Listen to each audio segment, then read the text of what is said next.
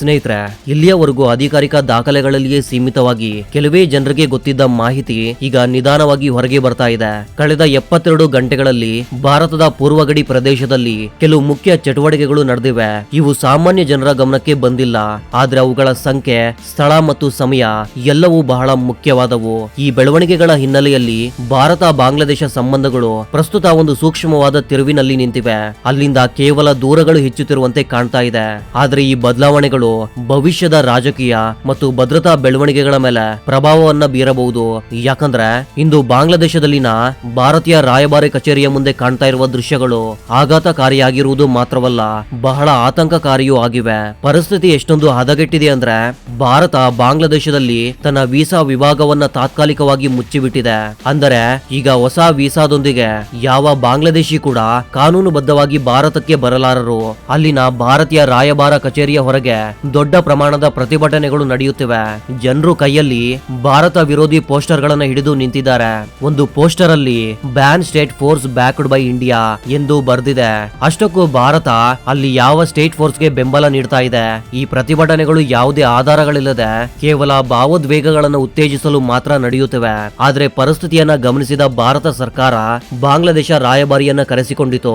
ನಮ್ಮ ಎಂಬಸಿ ಭದ್ರತೆ ಅಪಾಯದಲ್ಲಿದೆ, ಅದನ್ನ ಖಾತರಿಪಡಿಸುವುದು ನಿಮ್ಮ ಜವಾಬ್ದಾರಿ ಎಂದು ಸ್ಪಷ್ಟವಾಗಿ ಹೇಳಿತು. ಇದರ ನಂತರ ಅಲ್ಲಿ ಕೆಲವು ಭದ್ರತಾ ಪಡೆಗಳನ್ನ ನಿಯೋಜಿಸಿದ್ರು. ವಾತಾವರಣ ಇನ್ನು ಉದ್ವಿಗ್ನವಾಗಿಯೇ ಇದೆ. ಬಾಂಗ್ಲಾದೇಶ ರಾಜಕಾರಣದಲ್ಲಿ ಭಾರತ ಹೆಚ್ಚು ಹಸ್ತಕ್ಷೇಪ ಮಾಡುತ್ತದೆ ಎಂಬ ಕಥನವನ್ನ ಅಲ್ಲಿ ಸೃಷ್ಟಿ ಮಾಡಲಾಗಿದೆ. ಆದ್ರೆ ಶೇಖ್ ಹಸೀನಾ ಭಾರತಕ್ಕೆ ಬಂದ ನಂತರ ಅಲ್ಲಿನ ಕೆಲವು ವರ್ಗಗಳು ಮತ್ತು ಪಾಕಿಸ್ತಾನ ಪ್ರಚಾರ ಯಂತ್ರಾಂಶ ಸೇರಿಕೊಂಡು ಭಾರತ ಒಬ್ಬ ಏಕಾಧಿಪತಿಗೆ ಆಶ್ರಯ ನೀಡುತ್ತಿದೆ ಎಂದು ಉದ್ದೇಶ ಪೂರ್ವಕವಾಗಿ ಪ್ರಚಾರ ಮಾಡಲು ಶುರು ಮಾಡಿದ್ದಾರೆ. ಇಲ್ಲಿ ಎಲ್ಲಕ್ಕಿಂತ ಆಶ್ಚರ್ಯಕರ ವಿಷಯ ಏನಂದ್ರೆ ಈಗ ಬಾಂಗ್ಲಾದೇಶದ ಯುವಕರು ಮತ್ತು ಅಲ್ಲಿನ ಕೆಲವು ನಾಯಕರು ಭಾರತದ ಈಶಾನ್ಯ ರಾಜ್ಯಗಳಾದ 7 ಸಿಸ್ಟರ್ ಬಗ್ಗೆ ವಿಚಿತ್ರ ವಾದಗಳನ್ನ ಮಾಡ್ತಿದ್ದಾರೆ. ನ್ಯಾಷನಲ್ ಸಿಟಿಜನ್ ಪಾರ್ಟಿ ನಾಯಕ ಹಾಗೂ ಮೊದಲಾದವರು ಸೋಷಿಯಲ್ ಮೀಡಿಯಾದಲ್ಲಿ ಓಪನ್ ಆಗಿಯೇ ಭಾರತದಿಂದ ನಾರ್ತ್ ಈಸ್ಟ್ ಅನ್ನ ಬೇರ್ಪಡಿಸಬೇಕು ಎಂತಿದ್ದಾರೆ. ಆದ್ರೆ ಒಮ್ಮೆ ಶಾಂತವಾಗಿ ಯೋಚಿಸಿ ನೋಡಿ, ಬಾಂಗ್ಲಾದೇಶದ ಸೇನೆ ನಿಜವಾಗಿಯೂ ಭಾರತವನ್ನ ಸವಾಲು ಮಾಡುವಷ್ಟು ಶಕ್ತಿಯನ್ನ ಹೊಂದಿದೆಯೇ? ಖಂಡಿತವಾಗಿಯೂ ಇಲ್ಲ. ಅದೇ ರೀತಿ ಭಾರತದ ನಾರ್ತ್ ಈಸ್ಟ್ ಪ್ರದೇಶದ ಜನರು ಬಾಂಗ್ಲಾದೇಶದೊಂದಿಗೆ ಸೇರಲು ಬಯಸ್ತಾ ಇದ್ದಾರಾ? ಅದು ಕೂಡ ಖಂಡಿತವಾಗಿಯೂ ಸುಳ್ಳು. ಅಲ್ಲಿನ ಜನರು ಮುಖ್ಯವಾಗಿ ಅಕ್ರಮ ಒಳನುಸುಳುಕೋರರಿಗೆ ತೀವ್ರವಾಗಿ ವಿರೋಧವನ್ನ ತೋರಿಸ್ತಾ ಇದ್ದಾರೆ. ಹೀಗಿದ್ರೂ ಈ ವಿಷಯಗಳನ್ನ ಮುಂದೆ ತಂದು ಮಾತನಾಡುವುದು ಕೇವಲ ರಾಜಕೀಯ ಜನಪ್ರಿಯತೆಗಾಗಿ ಮತ್ತು ಜನರ ಗಮನವನ್ನ ನಿಜವಾದ ಸಮಸ್ಯೆಗಳಿಂದ ಬೇರೆಡೆಗೆ ತಿರುಗಿಸಲು ಮಾತ್ರ ನಡೆಯುತ್ತೆ. ಸತ್ಯ ಏನಂದ್ರೆ ಭಾರತ ಯಾವಾಗ್ಲೂ ಒಂದು ದೊಡ್ಡ ಅಣ್ಣನಂತೆ ಬಾಂಗ್ಲಾದೇಶಕ್ಕೆ ಸಹಾಯ ಮಾಡುತ್ತಲೇ ಬಂದಿದೆ. ಅದು ನೈಸರ್ಗಿಕ ವಿಪತ್ತುಗಳ ಸಮಯದಲ್ಲಿ ಆಗಿರ್ಬೋದು, ಅಗತ್ಯ ಸಮಯದಲ್ಲಿ ಅಕ್ಕಿ ಪೂರೈಕೆ ರೂಪದಲ್ಲಿ ಆಗಿರ್ಬೋದು. ಅಷ್ಟೇ ಅಲ್ಲದೆ ಬಾಂಗ್ಲಾದೇಶಕ್ಕೆ ಹೋಗುವ ಮುಖ್ಯ ನದಿಗಳ ನೀರು ಕೂಡ ಭಾರತದ ಮೂಲಕ ಹರಿಯುವ ಪ್ರವಾಹದ ಮೇಲೆಯೇ ಅವಲಂಬಿತವಾಗಿದೆ. ಆದ್ರೆ ಇಷ್ಟು ಆದರೂ ಅಲ್ಲಿನ ಜನರಲ್ಲಿ ಒಂದು ಭಾಗ ಪೂರ್ತಿಯಾಗಿ ಬ್ರೈನ್ ವಾಶ್ ಆಗಿ ಹೋಗಿದ್ದಾರೆ. ಸ್ನೇಹಿತರೆ, ಬಾಂಗ್ಲಾದೇಶದ ಪ್ರಸ್ತುತ ಪರಿಸ್ಥಿತಿಗಳನ್ನ ನೋಡ್ತಾ ಇದ್ರೆ ಪ್ರತಿ ಭಾರತೀಯನ ಮನಸ್ಸಿನಲ್ಲಿ ಒಂದೇ ಪ್ರಶ್ನೆ ಇದೆ. ಅದೇನಂದ್ರೆ ಬಾಂಗ್ಲಾದೇಶ ಇಷ್ಟೊಂದು ಉತ್ತೇಜವಾಗ್ತಾ ಇದ್ರೆ ಭಾರತ ಶಾಂತವಾಗಿ ಕುಳಿತುಕೊಳ್ಳುತ್ತದೆಯೇ? ನಮ್ಮ ಕಡೆಯಿಂದ ಯಾವುದೇ ಕ್ರಮ ಇರೋದಿಲ್ಲವೇ ಎಂಬ ಪ್ರಶ್ನೆ ಎಲ್ಲರ ಮನಸ್ಸಲ್ಲೂ ಇದೆ. ಆದ್ರೆ ಇವುಗಳಿಗೆ ಉತ್ತರ ಈಗಾಗಲೇ ದೊರೆತಿದೆ. ಏಕೆಂದ್ರೆ ಇಂಡಿಯನ್ ಆರ್ಮಿ ಈಗ ರಂಗಕ್ಕಿಳಿದಿದೆ. ಈ ದಿನದ ವಿಡಿಯೋದಲ್ಲಿ ನಾವು 2 ದೊಡ್ಡ ಸುದ್ದಿಗಳನ್ನ ಡಿಕೋಡ್ ಮಾಡೋಣ. ಮೊದಲನೇದು ಮಿಜೋರಾಂ ಸರಿಹದ್ದುಗಳಲ್ಲಿ ಸೈನ್ಯ ಚಟುವಟಿಕೆಗಳು. ಇದು ಪಕ್ಕದ ದೇಶದಲ್ಲಿ ಆತಂಕವನ್ನ ಉಂಟು ಮಾಡಿದೆ. ಎರಡನೇದು ಹರಿಯಾಣದ ರೇವಾರಿಯಲ್ಲಿ ನಡೆದ ದೊಡ್ಡ ಕ್ಲೀನ್ ಅಪ್ ಆಪರೇಷನ್. ಆದ್ದರಿಂದ ಮೊದಲು ಸರಿಹದ್ದುಗಳಲ್ಲಿ ಆರಂಭವಾದ ಪ್ರತಿಕ್ರಿಯೆ ಬಗ್ಗೆ ಮಾತಾಡೋಣ. ವರದಿಗಳ ಪ್ರಕಾರ ಮಿಜೋರಾಂನಲ್ಲಿ ಭಾರತ ಬಾಂಗ್ಲಾದೇಶ ಸರಿಹದ್ದಿಗೆ ಅತಿ ಹತ್ತಿರದಲ್ಲಿ ಭಾರತ ಸೈನ್ಯ ಒಂದು ಹೊಸ ಮಿಲಿಟರಿ ಬೇಸ್ ಅನ್ನ ಸಕ್ರಿಯಗೊಳಿಸಲು ಹೊರಟಿದೆ. ಈ ಸುದ್ದಿ ಮೊನ್ನೆ ರಾತ್ರಿ ಹೊರಬಂದಿದೆ. ನಮ್ಮ ಈಸ್ಟರ್ನ್ ಕಮಾಂಡ್ GOC ಇನ್ನಿಸಿ ಲೆಫ್ಟಿನೆಂಟ್ ಜನರಲ್ RC ತಿವಾರಿ ಅವರು ಸ್ವತಃ ಗ್ರೌಂಡ್ ಜೀರೋಗೆ ತಲುಪಿದ್ದಾರೆ. ಅವರು ಇಜ್ವಾಲ್ ಹತ್ತಿರದ ತುವಾಂಪುವಿ ಔಟ್ ಪೋಸ್ಟ್ ಮತ್ತು ಸಿಲ್ಸುರಿ ಪ್ರದೇಶಗಳನ್ನ ಭೇಟಿ ಮಾಡಿದ್ದಾರೆ. ಆದ್ರೆ ಈ ಸ್ಥಳ ಏಕೆ ಇಷ್ಟು ವಿಶೇಷವೆಂದು ಅರ್ಥ ಮಾಡಿಕೊಳ್ಳಲು ಈಗ ಪ್ರಯತ್ನಿಸೋಣ. ನೀವು ಮ್ಯಾಪ್ ಅನ್ನು ನೋಡಿದ್ರೆ ಪರ್ವಾ ಎಂಬ ಈ ಸ್ಥಳ ಬಾಂಗ್ಲಾದೇಶದ ಚಿಟ್ಟಿಗಾಂಗ್ ನಿಂದ ಕೇವಲ 50 ಕಿಲೋಮೀಟರ್ ದೂರದಲ್ಲಿದೆ. ಅದೇ ರೀತಿ ಸಿಲ್ಸುರಿ ಕೇವಲ 60 ಕಿಲೋಮೀಟರ್ ದೂರದಲ್ಲಿದೆ. ಆದ್ರೆ ಇಲ್ಲಿ ನಿಜವಾದ ಮಾಸ್ಟರ್ ಸ್ಟ್ರೋಕ್ ಬೇರೆ ಇದೆ. ಅದೇನಂದ್ರೆ ಈ ಹೊಸ ಬೇಸ್ ಚಿಟ್ಟಿಗಾಂಗ್ಗೆ ಹತ್ತಿರ ಇರೋದು ಮಾತ್ರವಲ್ಲದೆ ಬಾಂಗ್ಲಾದೇಶದ ಆ ತೆಳುವಾದ ಮಾರ್ಗ ಅಂದ್ರೆ ಅವರ ಚಿಕನ್ ನೆಕ್ ಕಾರಿಡಾರ್ಗೂ ಬಹಳ ಹತ್ತಿರದಲ್ಲಿದೆ. ಅಂದರೆ ಭಾರತ ತನ್ನ ರಕ್ಷಣೆಯೊಂದಿಗೆ ವ್ಯೂಹಾತ್ಮಕ ಆಧಿಪತ್ಯವನ್ನ ಸಾಧಿಸಿದೆ. ಆರ್ಮಿ ಯೋಜನೆಗಳ ಪ್ರಕಾರ ಈ ಹೊಸ ಬೇಸ್ ಅನ್ನ ನಾಗಾಲ್ಯಾಂಡ್ ನ 3 ಕೋರ್ ಸ್ಪಿಯರ್ ಕೋರ್ ನೊಂದಿಗೆ ಸಂಪರ್ಕಿಸುತ್ತಿದ್ದಾರೆ. ಇದು ನಮ್ಮ ಸೈನ್ಯದ ಅತ್ಯಂತ ಹಳೆಯ ಮತ್ತು ಶಕ್ತಿಶಾಲಿ ಯೂನಿಟ್ ಗಳಲ್ಲಿ ಒಂದು. ನೆನಪಿಗೆ ತಂದುಕೊಳ್ಳಿ, 1 ತಿಂಗಳ ಹಿಂದೆಯೇ ಭಾರತ ತನ್ನ ಸಿಲಿಗುರಿ ಕಾರಿಡಾರ್ ಚಿಕನ್ ನೆಕ್ ಅನ್ನ ಕಾಪಾಡಿಕೊಳ್ಳಲು ದುಬ್ರಿ, ಚೋಪ್ರಾ ಮತ್ತು ಕಿಶನ್ ಗಂಜ್ ಗಳಲ್ಲಿ 3 ಹೊಸ ಗ್ಯಾರೇಜ್ ಗಳನ್ನ ಭಾರತ ಸರ್ಕಾರ ಸ್ಥಾಪಿಸಿತು. ಆದ್ದರಿಂದ ಈಗ ಮಿಜೋರಾಂನಲ್ಲಿ ಈ 4ನೇ ಬೇಸ್ ಮೂಲಕ ಭಾರತ ಬಾಂಗ್ಲಾದೇಶದ ಉತ್ತರ ಮತ್ತು ದಕ್ಷಿಣ ಭಾಗಗಳ ಮೇಲೆ ತನ್ನ ಕಣ್ಗಾವಲನ್ನ ಇಟ್ಟಿದೆ. ಅಷ್ಟೇ ಅಲ್ಲದೆ ಸರಿಹದ್ದುಗಳಲ್ಲಿನ ನಮ್ಮ 50 ಔಟ್ ಪೋಸ್ಟ್ ಗಳನ್ನ ಈಗ ಫ್ಯೂಚರ್ ರೆಡಿ ಆಪರೇಷನ್ ಹಬ್ ಗಳಾಗಿ ಬದಲಾಯಿಸ್ತಾ ಇದ್ದಾರೆ. ಅಂದರೆ ಇನ್ನು ಮುಂದೆ ಒಳನುಸುಳು ಕೋರರಿಗೆ ಅಥವಾ ಯಾವುದೇ ದುಷ್ಕೃತ್ಯಗಳಿಗೆ ಅವಕಾಶ ಇರುವುದಿಲ್ಲ.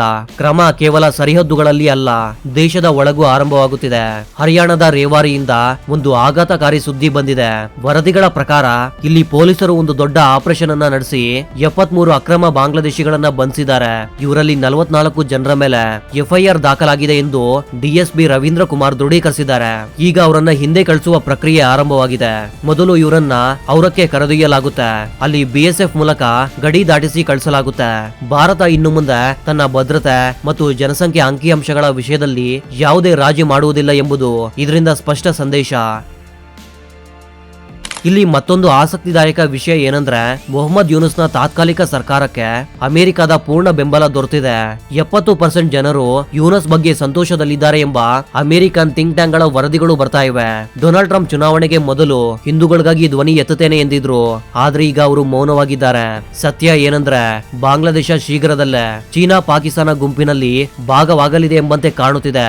ಯಾವುದೇ ದೇಶದ ಸರ್ಕಾರಕ್ಕೂ ತನ್ನ ಆರ್ಥಿಕ ವ್ಯವಸ್ಥೆಯನ್ನ ಸರಿಪಡಿಸಲು ಸಾಧ್ಯವಾಗದೇ ಇದ್ದಾಗ ಅದು ಹಲವು ಬಾರಿ ಬಾಹ್ಯ ಶತ್ರುವನ್ನ ತೋರಿಸಿ ಜನರ ಗಮನವನ್ನ ಬೇರೆಡೆಗೆ ತಿರುಗಿಸುತ್ತೆ. ಬಾಂಗ್ಲಾದೇಶದ ವಿಷಯದಲ್ಲೂ ಇದೇ ನಡೀತಾ ಇದೆ. ಒಂದು ಕಡೆ ಮಿಜೋರಾಂನಲ್ಲಿ ಸೈನಿಕ ನಿಯೋಜನೆ, ಮತ್ತೊಂದು ಕಡೆ ದೇಶದ ಒಳಗೆ ಅಕ್ರಮ ವಲಸಿಗರ ಮೇಲೆ ಕಠಿಣ ಕ್ರಮಗಳು. ನಮ್ಮ ಸರಿಹದ್ದುಗಳು ಮತ್ತು ಆಂತರಿಕ ಭದ್ರತೆಯ ವಿಷಯದಲ್ಲಿ ನಾವು ಎಷ್ಟು ಗಂಭೀರವಾಗಿ ಇದ್ದೀವಿ ಎಂಬುದನ್ನ ಭಾರತ ಸ್ಪಷ್ಟಪಡಿಸಿದೆ. ಸ್ನೇಹಿತರೆ, ಭಾರತ ಈಗ ಬಾಂಗ್ಲಾದೇಶವನ್ನ ಒಬ್ಬ ಸ್ನೇಹಿತನಂತೆ ನೋಡುವುದನ್ನ ನಿಲ್ಲಿಸಿದೆ. ದೌತ್ಯ ಪರವಾಗಿ ಇನ್ನು ಬ್ರದರ್ಲಿ ರಿಲೇಷನ್ಸ್ ಮತ್ತು ಸ್ನೇಹದಂತಹ ಪದಗಳನ್ನ ಬಳಸ್ತಾ ಇದ್ರು. ಜಿಯೋ ಪಾಲಿಟಿಕ್ಸ್ ಅಲ್ಲಿ ಮಾತುಗಳಿಗಿಂತ ಕ್ರಮಗಳೇ ಮುಖ್ಯ. ಕ್ಷೇತ್ರ ಮಟ್ಟದಲ್ಲಿ ಸತ್ಯ ಏನಂದ್ರೆ ಬಾಂಗ್ಲಾದೇಶ ಇನ್ನು ಎಂದಿಗೂ ಸ್ನೇಹಿತ ದೇಶವಲ್ಲ ಮತ್ತು ಈ ಸತ್ಯವನ್ನ ಅರ್ಥ ಮಾಡಿಕೊಂಡ ಭಾರತ ತನ್ನ ಮಾಸ್ಟರ್ ಪ್ಲಾನ್ ಅನ್ನ ಸಿದ್ಧಪಡಿಸಿಕೊಂಡಿದೆ. ಕಳೆದ ತಿಂಗಳಲ್ಲಿ ಸಿಲಿಗುರಿ ಕಾರಿಡಾರ್ ರಕ್ಷಣೆಗಾಗಿ 3 ಮಿಲಿಟರಿ ಸ್ಥಾವರಗಳನ್ನು ಸ್ಥಾಪಿಸಿದ್ದಾರೆ. ಉದ್ದೇಶ ಸ್ಪಷ್ಟವಾಗಿದೆ, ಅದು ಭದ್ರತೆ ಮತ್ತು ಅಗತ್ಯವಿದ್ರೆ ಬಾಂಗ್ಲಾದೇಶಕ್ಕೆ ವಿರೋಧವಾಗಿ ದಾಳಿಗೆ ಸಿದ್ಧವಾಗುವುದು. ಆದ್ರೆ ಈಗ ಮಿಜೋರಾಂನಲ್ಲಿ 4ನೇ ಮಿಲಿಟರಿ ಬೇಸ್ ಅನ್ನ ನಿರ್ಮಿಸ್ತಾ ಇದ್ದಾರೆ. ಇದರಿಂದ ಭಾರತ ತನ್ನ ದಿಗ್ಬಂಧವನ್ನ ಪೂರ್ಣಗೊಳಿಸ್ತಾ ಇದೆ ಎಂಬುದಕ್ಕೆ ಸಾಕ್ಷಿ. ಈಗ ಮ್ಯಾಪ್ ಅನ್ನ ಎಚ್ಚರಿಕೆಯಿಂದ ನೋಡಿ. ಕಿಶನ್ ಗಂಜ್, ಚೋಪ್ರಾ ಮತ್ತು ಬಾಮುನಿಯಲ್ಲಿನ ಬೇಸ್ಗಳು ಸಿಲಿಗುರಿ ಕಾರಿಡಾರ್ಗೆ ರಕ್ಷಣಾ ಕವಚಗಳಂತೆ ಕೆಲಸ ಮಾಡುತ್ತೆ. ಆದ್ರೆ ಮಿಜೋರಾಂನಲ್ಲಿ ನಿರ್ಮಿಸ್ತಾ ಇರುವ 4ನೇ ಬೇಸ್ ನೇರವಾಗಿ ಬಾಂಗ್ಲಾದೇಶದ ಸೂಕ್ಷ್ಮ ಪ್ರದೇಶ ಚಿಟ್ಟಿಗಾಂಗ್ ಕಡೆಗೆ ಗುರಿಯಿಟ್ಟಿದೆ. ತ್ರಿಪುರದಿಂದ ನಾವು ಈಗಾಗಲೇ 24 ಗಂಟೆಗಳಲ್ಲಿ ದೊಡ್ಡ ಯೋಜನೆ ಮಾಡಬಲ್ಲೆವು. ಒಂದು ಕಡೆ ಮಿಜೋರಾಂ, ಮತ್ತೊಂದು ಕಡೆ ತ್ರಿಪುರದಿಂದ ಒತ್ತಡ ಹೆಚ್ಚಿಸಿದ್ರೆ ಅದನ್ನ ಮಿಲಿಟರಿ ಭಾಷೆಯಲ್ಲಿ ಪಿಮ್ಸರ್ ಮೂವ್ಮೆಂಟ್ ಎಂದು ಕರೀತಾರೆ. ಅಂದ್ರೆ ಶತ್ರುವನ್ನ ಕತ್ತರಿಯ 2 ಬದಿಗಳಲ್ಲಿ ಕತ್ತರಿಸುವುದು. ಇದರ ಮೂಲಕ ಬಾಂಗ್ಲಾದೇಶದ ಅತ್ಯಂತ ಮುಖ್ಯ ಚಿಟ್ಟಿಗಾಂಗ್ ಬಂದರನ್ನ ಉಳಿದ ದೇಶದಿಂದ ಬೇರ್ಪಡಿಸಬಹುದು. ಕೆಲವು ಬಾಂಗ್ಲಾದೇಶಿಗಳು ಸೋಷಿಯಲ್ ಮೀಡಿಯಾದಲ್ಲಿ ತಮ್ಮ ಬಳಿ ನದಿಗಳಿವೆ, ಭಾರತ ಇಲ್ಲಿ ಯುದ್ಧ ಹೇಗೆ ಮಾಡುತ್ತದೆ ಎಂದು ಪ್ರಶ್ನೆಗಳನ್ನ ಕೇಳ್ತಿದ್ದಾರೆ. ಅವರು ಬಹುಶಃ 1971ರ ಇತಿಹಾಸವನ್ನ ಮರ್ತಿದ್ದಾರೆ. ಅದೇ ಕಷ್ಟಕರ ಭೌಗೋಳಿಕ ಪರಿಸ್ಥಿತಿಗಳು ಮತ್ತು ನದಿಗಳ ಮಧ್ಯೆಯೇ ಭಾರತ ಬಾಂಗ್ಲಾದೇಶವನ್ನ ಮುಕ್ತಗೊಳಿಸಿತು. ಇಂದು ನಮ್ಮ ಶಕ್ತಿ ಅನೇಕ ಪಟ್ಟು ಹೆಚ್ಚಾಗಿದೆ. ನಮ್ಮ ಬಳಿ 2400ಕ್ಕಿಂತ ಹೆಚ್ಚು ಬಿಎಂಪಿ ಸಾರದಿ ಉಪಚಾರ ಯೂನಿಟ್ಗಳಿವೆ. ಇವು ಭೂಮಿ ಮತ್ತು ನೀರು ಎರಡರ ಮೇಲೂ ಸಮಾನವಾಗಿ ದಾಳಿ ಮಾಡಬಲ್ಲವು. 2023ರ ಅಪ್ಗ್ರೇಡೇಷನ್ ನಂತರ ನದಿಗಳಲ್ಲಿ ಯುದ್ಧ ನಮಗೆ ದೊಡ್ಡ ಸವಾಲಲ್ಲ. ಭಾರತದ ಸೆಕ್ಯೂರಿಟಿ ಡಾಕ್ಟ್ರಿನ್ ಬದಲಾಗಿದೆ. ಬಾಂಗ್ಲಾದೇಶ ಚೀನಾ ಮತ್ತು ಪಾಕಿಸ್ತಾನದೊಂದಿಗೆ ತನ್ನ ರಕ್ಷಣಾ ಸಂಬಂಧಗಳನ್ನ ಹೆಚ್ಚಿಸಿಕೊಳ್ಳುವುದು ಮತ್ತು ಏರ್ ಬೇಸ್ ಗಳನ್ನ ಪುನರುಜ್ಜೀವನಗೊಳಿಸುವುದು ಭಾರತವನ್ನ ಎಚ್ಚರಗೊಳಿಸಿದೆ. ಈಗ ಬಾಂಗ್ಲಾದೇಶ ಒಂದು ಸ್ನೇಹಿತ ದೇಶಕ್ಕಿಂತ ಒಂದು ಥ್ರೆಟ್ ಫ್ಯಾಕ್ಟರ್ ಆಗಿ ಬದಲಾಗಿದೆ. ಅಲ್ಲಿ ಉಗ್ರವಾದಿ ಶಕ್ತಿಗಳು ಅಥವಾ ಜಮಾತ್ ಇ ಇಸ್ಲಾಮಿ ಸರ್ಕಾರ ಬಂದರೆ ಸರಿಹದ್ದು ಉಗ್ರವಾದ, ನಾರ್ಕೋ ಟ್ರಾಫಿಕಿಂಗ್ ಮತ್ತು ನಕಲಿ ನೋಟ್ಗಳ ಬೆದರಿಕೆ ಹೆಚ್ಚಾಗುತ್ತೆ. ಭಾರತದ ದೃಷ್ಟಿ ಸ್ಪಷ್ಟವಾಗಿದೆ. ಉಗ್ರ ದಾಳಿ ನಡೆದ್ರೆ ಉತ್ತರ ಕೇವಲ ಸರಿಹದ್ದುಗಳಲ್ಲಿ ಮಾತ್ರವಲ್ಲ, ಆ ಉಗ್ರರು ಎಲ್ಲಿಂದ ಬಂದಿದಾರೋ ಆ ಶಿಬಿರಗಳ ಮೇಲೆ ಇರುತ್ತೆ. ಇದ್ರ ಮೇಲೂ ಬಾಂಗ್ಲಾದೇಶದ ಸೇನೆ ಯಾವುದೇ ಸಾಹಸ ಮಾಡಲು ನೋಡಿದ್ರೆ ಅದು ಪೂರ್ಣ ಪ್ರಮಾಣದ ಯುದ್ಧಕ್ಕೆ ದಾರಿ ಮಾಡಬಹುದು. ಆದ್ದರಿಂದ ಒಂದು ವೇಳೆ ಯುದ್ಧ ಸಂಭವಿಸಿದ್ರೆ ಭಾರತದ ಮುಂದೆ ಕೆಲವು ವ್ಯೂಹಾತ್ಮಕ ಗುರಿಗಳಿರುತ್ತೆ. ಆದ್ರೆ ಪ್ರಶ್ನೆ ಏನಂದ್ರೆ, ಇದು ಇಷ್ಟೊಂದು ಲಾಭದಾಯಕವಾಗಿದ್ರೆ ನಾವು ಇಲ್ಲಿಯವರೆಗೂ ಏಕೆ ಸುಮ್ಮನಿದ್ವಿ? ನಿಜಕ್ಕೂ ಇದರ ಮುಂದೆ ಕೆಲವು ದೊಡ್ಡ ಸವಾಲುಗಳು ಮತ್ತು ಅಡೆತಡೆಗಳಿವೆ. ಎಲ್ಲಕ್ಕಿಂತ ದೊಡ್ಡದು ಅಂತಾರಾಷ್ಟ್ರೀಯ ಒತ್ತಡ. ಬೇರೊಂದು ದೇಶದ ಭೂಪ್ರದೇಶವನ್ನು ಆಕ್ರಮಿಸುವುದು ಯುಎನ್ ಚಾರ್ಟರ್ಗೆ ವಿರುದ್ಧವೆಂದು ಪರಿಗಣಿಸಲಾಗುತ್ತೆ. ಇದು ಆರ್ಥಿಕ ನಿರ್ಬಂಧಗಳು ಮತ್ತು ದೌತ್ಯಪರ ಏಕಾಂತತೆಗೆ ದಾರಿ ಮಾಡಬಹುದು. ಎರಡನೇ ಸಮಸ್ಯೆ ಜನಸಂಖ್ಯೆ. ಈ ಪ್ರದೇಶಗಳಲ್ಲಿ ಜನಸಂಖ್ಯಾ ಸಾಂದ್ರತೆ ಬಹಳ ಹೆಚ್ಚು ಮತ್ತು ಅವರಲ್ಲಿ ಉಗ್ರವಾದಿ ಧೋರಣೆ ಇರುವುದು ಆತಂಕಕಾರಿ. ಕೋಟ್ಯಾಂತರ ಜನರನ್ನ ನಿರ್ವಹಿಸುವುದು ಕ್ಷೇತ್ರ ಮಟ್ಟದಲ್ಲಿ ಬಹಳ ಕಷ್ಟಕರ ಕೆಲಸ. ಅದೇ ರೀತಿ ಭಾರತಕ್ಕೆ ತನ್ನದೇ ಆದ ಶ್ರೇಷ್ಠ ಇತಿಹಾಸವಿದೆ. ನಾವು ಎಂದಿಗೂ ಪಕ್ಕದವರ ಭೂಮಿಯನ್ನ ಲೂಟಿ ಮಾಡಲು ನೋಡಲಿಲ್ಲ. 1971ರಲ್ಲಿ ನಾವು ಗೆದ್ದರೂ ಸಹ ಆ ಭೂಪ್ರದೇಶವನ್ನ ಬಾಂಗ್ಲಾದೇಶಕ್ಕೆ ಕೊಟ್ಟಿದೀವಿ. ಆದ್ದರಿಂದ ಸ್ನೇಹಿತರೆ, ಭಾರತ ತನ್ನಷ್ಟಕ್ಕೆ ತಾನೇ ಯಾವತ್ತೂ ಯುದ್ಧವನ್ನ ಬಯಸೋದಿಲ್ಲ. ಆದ್ರೆ ಈಗ ಅದು ಯಾವುದೇ ಮೋಸಕ್ಕೂ ಸಿದ್ಧವಾಗಿ ಇರಬೇಕೆಂದು ಬಯಸುತ್ತೆ. ಅದಕ್ಕಾಗಿಯೇ ಭಾರತ ತನ್ನ ನಾರ್ತ್ ಈಸ್ಟ್ ಅನ್ನ 4 ಕಡೆಗಳಿಂದ ಸುರಕ್ಷಿತಗೊಳಿಸ್ತಾ ಇದೆ.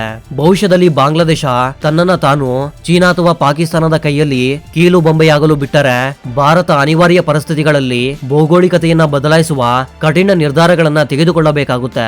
ಆದ್ದರಿಂದ ಸ್ನೇಹಿತರೆ, ಈ ಒಟ್ಟಾರೆ ಬೆಳವಣಿಗೆಯ ಬಗ್ಗೆ ನಿಮ್ಮ ಅಭಿಪ್ರಾಯವೇನು? ಮಿಜೋರಾಂನಲ್ಲಿ ಈ ಹೊಸ ಬೇಸ್ನ ಸ್ಥಾಪನೆ ಸರಿಯಾದ ನಿರ್ಧಾರವೇ? ಕಾಮೆಂಟ್ ಸೆಕ್ಷನ್ ಅಲ್ಲಿ ನಿಮ್ಮ ಅಭಿಪ್ರಾಯವೇನು ಅಂತ ಖಂಡಿತವಾಗಿ ಬರೆದು ತಿಳಿಸಿ. ವಿಡಿಯೋ ಇಷ್ಟವಾದ್ರೆ ಲೈಕ್ ಮಾಡಿ ಮತ್ತು ಚಾನಲ್ಗೆ ಸಬ್ಸ್ಕ್ರೈಬ್ ಮಾಡ್ಕೊಳ್ಳಿ. ಇದೇ ರೀತಿಯ ಮತ್ತೊಂದು ಇಂಟ್ರೆಸ್ಟಿಂಗ್ ಆದ ವಿಡಿಯೋದ ಜೊತೆಗೆ ಮತ್ತೆ ಸಿಗ್ತೀನಿ. ಅಲ್ಲಿವರೆಗೂ ಜೈ ಹಿಂದ್, ಜೈ ಕರ್ನಾಟಕ.